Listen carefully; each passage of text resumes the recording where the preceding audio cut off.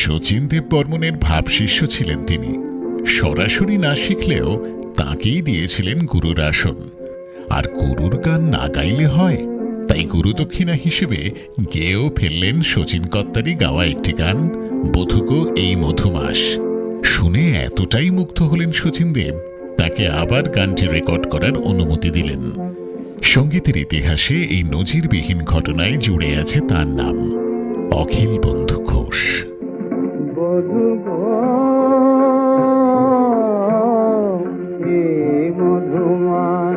বুঝিবা বিফল হল, ভুলে গেছ বধূ গো,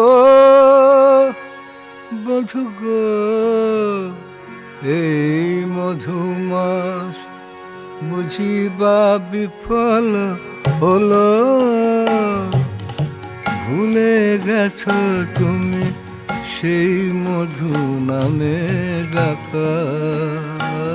তার সম্পর্কে বলতে গিয়ে বহু সমসাময়িক শিল্পী একথা মানতেন যে রাগ প্রধান এবং শাস্ত্রীয় সঙ্গীতে অখিল বন্ধু ঘোষের মতো কণ্ঠের কারুকৃতি আনা প্রায় অসম্ভব।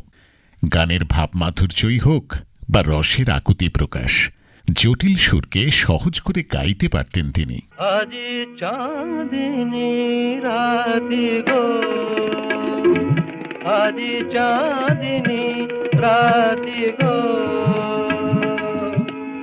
মালাখানি গাঁথি গো, ফিরে যেও না, যেও না, যেও না, আজি চাঁদিনী রাতি গো। এই ধারা হয়ে রইল তার ছায়া সঙ্গী। অখিল বন্ধু ক্রমেই হয়ে উঠলেন আধুনিক গানের এক স্বকীয় ঐতিহ্যের রূপকার। যেন কিছু মনে করো না, কেউ যদি কিছু বলে কত কি যে সয়ে যেতে হয়, ভালোবাসা হলে যেন কিছু মনে করো না, কেউ যদি কিছু বলে। নদিয়ার রানাঘাটে আদিবাড়ি হলেও জানা যায় ঋষি অরবিন্দের পরিবারের বংশধর ছিলেন অখিল বন্ধু। চাকদায় মামার বাড়িতে থাকাকালীনই সঙ্গীতের প্রতি ঝোঁক। মামা কালিদাস গুহর কাছে প্রাথমিক সঙ্গীত শিক্ষার পর ভবানীপুরে এসেই প্রতিভাত হলেন শিল্পী অখিল বন্ধু। গুরুপ্রতিম শচীন কর্তার প্রভাব কিছুটা রয়েই গিয়েছিল বরাবর। অনেকেই বলেন ডাকাতিয়া বাঁশি গানের শুরুতে শচীন দেব যেমন আহ উচ্চারণ করতেন, অখিল বন্ধু ঠিক তেমনি সংলাপধর্মী ভঙ্গিতে গাইতেন। ওই যা আমি বলতে ভুলে গেছি, সে যেন বাঁশি না বাজায়। আমি বলতে ভুলে গেছি, সে যেন বাঁশি না বাজায়। আজ রাতে ননদিনী থাকবে পাহারায়, আজ রাতে ওগো, আজ রাতে ননদিনী থাকবে পাহারায়। আমি বলতে ভুলে গেছি, সে যেন বাঁশি না বাজায়।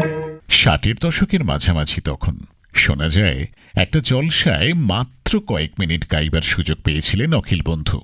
এইটুকু সময় কি আর শ্রোতাদের মন জয় করা যায়? অখিল বন্ধু কিন্তু পেরেছিলেন। কয়েক মুহূর্তেই তার দরদি কণ্ঠে মজে তৃপ্ত হয়েছিলেন শ্রোতারা। সেই গান তো আজ ইতিহাস। ও দয়াল বিচার করো, দাও না তারে ফাঁসি, আমায় গুম করেছে, আমায় খুন করেছে, আমায় গুম করেছে, খুন করেছে ও বাঁশি, আমায় গুম করেছে, খুন করেছে ও বাঁশি। সুযোগ কম এলেও শাস্ত্রীয় সঙ্গীতের তুখোড় নৈপুণ্যকে অখিল বন্ধু সরিয়ে রাখতে পারেননি কখনোই।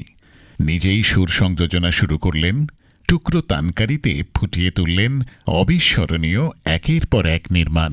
তোমার ভুবনে ফুলের মেলা, আমি কাঁদি সাহারায়। ওগো কমলিকা, ওগো কমলিকা, বুঝিলে না আমি কত অসহায়। তোমার ভুবনে ফুলের মেলা, আমি কাঁদি সাহারায়।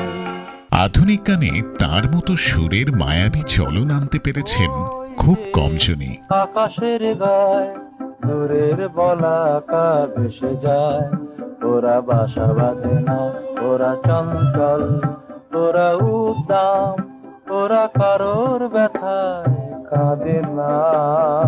বেদনা আর আরতিকে এক অদ্ভুত শৈল্পিক পর্যায়ে নিয়ে গিয়েছিলেন অখিল বন্ধু। অশ্রু সজল চোখই যেন তার গানের সঙ্গত।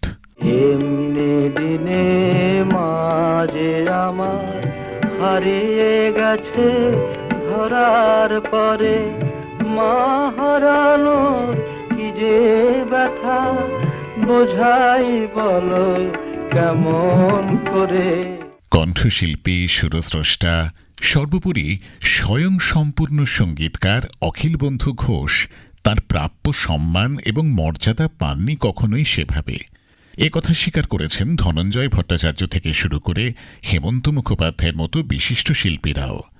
আপন খেয়ালে উদাসীন এক যুবরাজের মতোই তিনি থেকেছেন নিভৃতে। গানেও ভেসে এসেছে হয়তো এক ছিটে অভিমানের পরত। সারাটি জীবন কি যে পেলাম এই মা ভরা পৃথিবীতে, নিয়েছি যতই তারও বেশি করে, হয়তো হয়তো হয়েছে দিতে মায়া ভরা পৃথিবীতে। অখিল বন্ধুর মতো শিল্পী পৃথিবীতে বরাবরের জন্য রয়ে যান শ্রোতাদের মাঝে, সঙ্গীত প্রেমীদের মননে। গানে গানেই তাঁরা হয়ে ওঠেন মহিরুহ।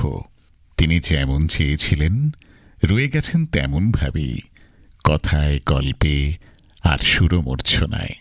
কবে আছি কবে নেই ধরনীর খেলা ঘরে, এই কটা দিন গে যেতে দাও।